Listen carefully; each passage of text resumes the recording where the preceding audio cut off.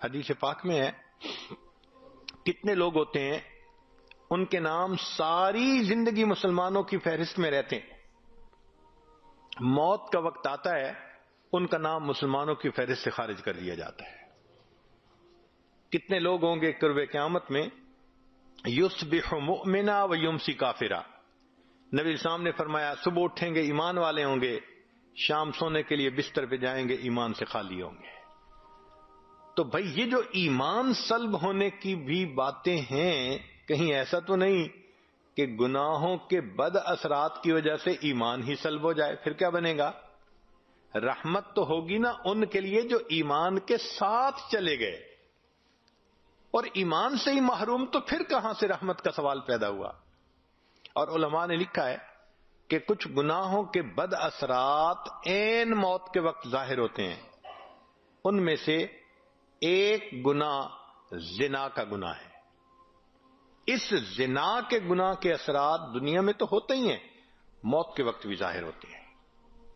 میں نے ایک مرتبہ حضرت مرشد عالم رحمت اللہ علیہ سے یہ بات پوچھی، حضرت میں چھوٹا بھی ہوں، کم علم بھی ہوں، ناسمجھ بھی ہوں، تو مجھے کچھ باتیں نہیں سمجھ میں آتی، آپ اگر اجازت دیں تو میں آپ سے پوچھ لیا کروں۔ حضرت بہت خوش ہوئے، فرمان لگے پوچھا کرو۔ تو میں نے یہ سوال پوچھا کہ حضرت تلبیس ابلیس کتاب میں ایک واقعہ پڑھا ہے، ایک حافظ قرآن تھا جس نے کہ بد نظری کی، شہوت کی نظر کسی پر ڈالی، اور اس کی وجہ سے 20 سال کے بعد وہ قرآن پاک سے محروم ہو گیا، قرآن پاک سینے سے ہی نکل گیا۔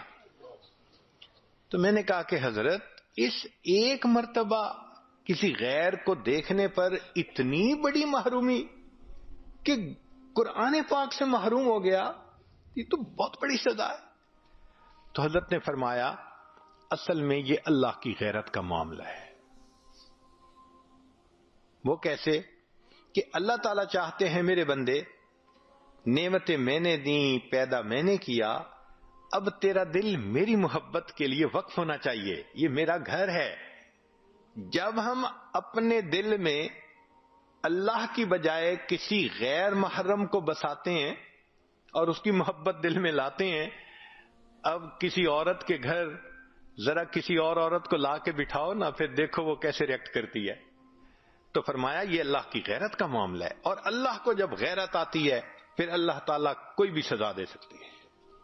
تو اگر ایک مرتبہ کی بدنظری قرآن پاک سے محرومی کا سبب بن سکتی ہے، تو یہ جو آج اس کے ساتھ افیئر ہے، کل اس کے ساتھ ہے، پرسوں اس کے ساتھ ہے، میرا ٹائم نہیں گزرتا، میں تمہیں ہر وقت یاد کرتا ہوں، میسیجز چل رہے ہیں، ملاقاتیں ہو رہی ہیں، پھر اس کا نتیجہ کیا نکلتا ہے کہ انسان موت کے وقت ایمان سے محروم ہو جاتا ہے۔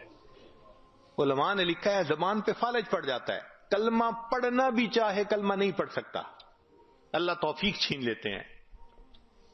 تو اس لیے ایسے گناہوں سے توبہ کرنی فی الفور ضروری ہے۔